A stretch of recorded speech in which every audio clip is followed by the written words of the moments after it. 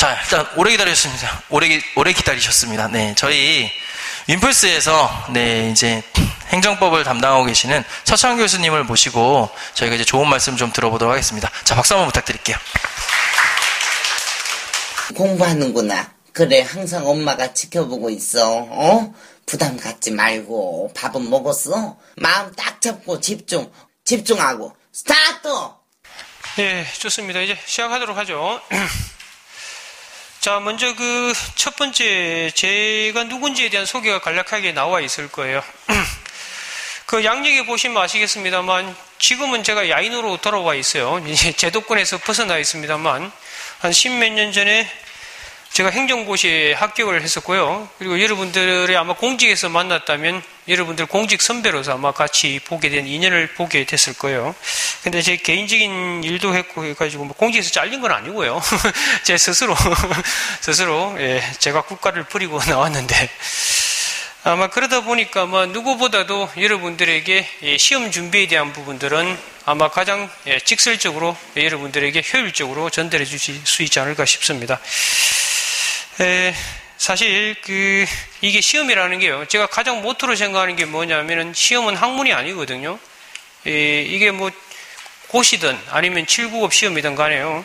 이 시험은 학교 공부 잘한다고 공무원 시험 빨리 합격하는 것도 아니고요. 머리 좋다고 빨리 합격하는 것도 아니에요. 머리가 너무 좋으면 공무원 시험은 될 수가 없습니다. 그래서 이 시험에 맞게끔 여러분들이 가장 효율적인 방법론이 뭔지를 알고 접근하는 사람과 그렇지 않은 사람은 시간에 엄청난 차이가 생길 수밖에 없습니다. 참고로 저는요, 제가 대학을 27살 때 들어갔는데요. 집안 형편상. 그리고 이제 고시도 30 넘어서 시작했어요. 그리고 이제 행정고시는 한 3년, 2년 반에서 한 3년 정도 만에 합격을 했는데, 상당히 짧은 시간에 붙을 수 있었던 거는 제가 머리가 좋아서도 아니고요. 이게 시험이 요구하는 바에 가장 빨리 요령을 터득해가지고 접근한 것밖에 없는 거예요. 저보다 훨씬 머리가 좋고 공부 잘하는 친구들은 아직도 공부하는 친구들이 많아요. 근데 그 친구들이 실수한 건 뭐냐면은 자기 머리를 너무 믿은 거죠.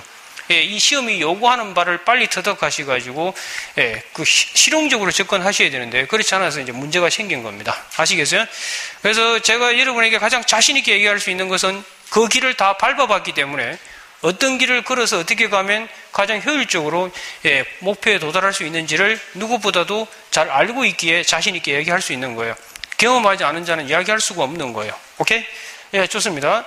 자, 일단 여러분들 두 번째 주제로 들어오시면 행정법의 위상이라고 되어 있을 텐데 이게 참 안타까운 게요.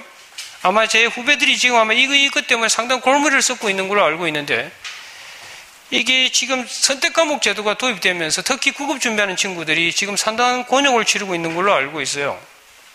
그래서 이 문제 때문에 제가 항상 설명회 같은 거 할 때는 이 행정법의 위상이라는 이 부분을 제가 주제에 집어넣고 해요. 왜 그러냐면요. 이게 어느 과목을 택할지 모르는데 결론부터 말씀드리면 일단 이 행정법은요. 공직 들어가게 되면은 행정법 가지고 일을 해야 돼요. 그러니까 여러분 혹시 법치국가, 법치행정 이런 거 들어보셨는지 모르겠는데 여러분 업무 수행할 때 법 가지고 해야 돼요. 주먹국으로 하는 게 아닙니다. 그래서 법에 어긋나게 행정을 하게 되면 여러분들이 어렵게 들어간 공직이 파면당합니다. 알겠어요? 파면당해서 다시 집으로 돌아가야 될 일이 벌어질 수도 있습니다. 그래서 행정법의 위상에 보시면 제가 행정법을 알아야 공직 수행할 수 있다고 적어놨죠. 그 판례를 제가 하나 적어놨을 거예요. 법 모른다는 게 핑계가 될 수 없다는 판례예요. 아시겠어요? 법 모른다고 법을 몰라서 잘못 저질렀다. 용서하지 않습니다. 그러니까 행정법을 아셔야 공직 들어갈 수 있습니다.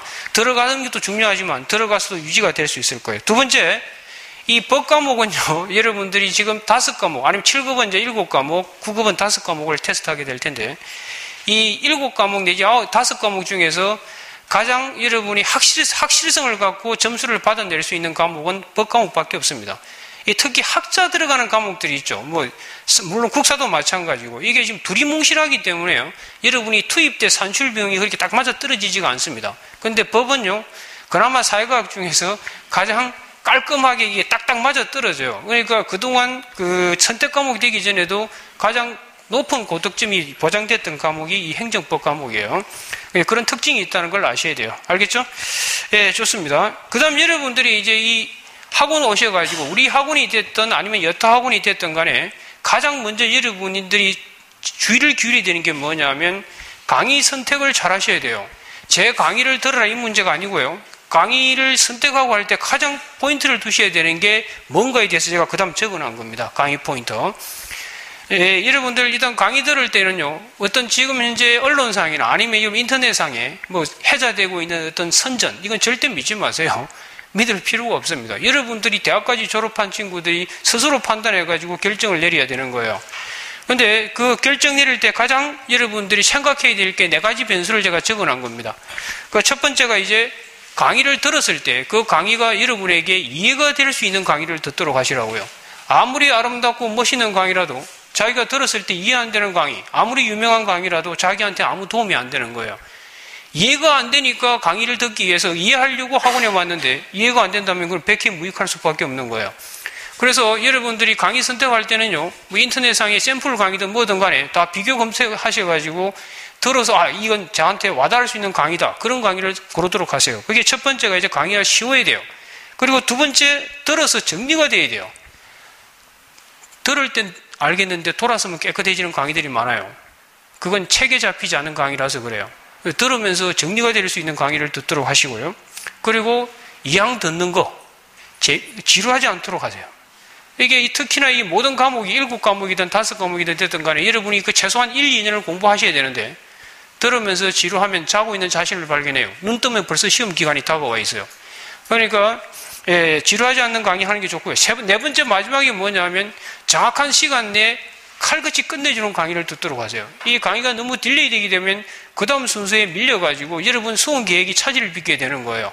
특히 지금 행정법 같은 경우 150시간 이상 강의하시는 분들도 꽤 있는 것 같은데 그건 자살행위에 다를 바가 없는 거예요. 특히나 행정법은 지금 선택 과목이잖아요. 그러니까 국어, 영어, 한국사는 기본 과목이기 때문에 거기서 거의 결판이 날 수 있는데 이 선택 과목에 그런 많은 시간을 투입할 시간이 없는 거예요. 그러니까 특히나 이 선택 과목 선택할 때는요, 그것도 하나 명심을 하셔야 된다고요. 짧은 시간 내에 효율적으로 칼같이 끝낼 수 있는 강의를 택할 수 있도록 하시라 이 말입니다. 아시겠어요? 네, 좋고요. 그 다음에 이제 그 강의 특징 이런 게 있는데 그걸 떠나서 이걸 아셔야 돼요. 칠판 잠시 보세요. 여러분들이 그 모든 공부의 기본에 3박자가 있어요. 그 3박자가 뭐냐면 제가 이제 고시 준비할 때도 이 박자를 맞춰서 공부를 한 거고요.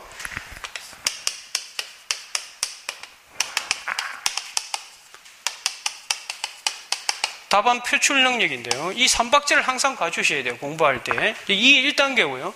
이 2단계고 이제 3단계인데 그래서 이 프로그램에 맞춰가지고 학원 프로그램도 짜져 있는 거예요. 어떻게 보면은.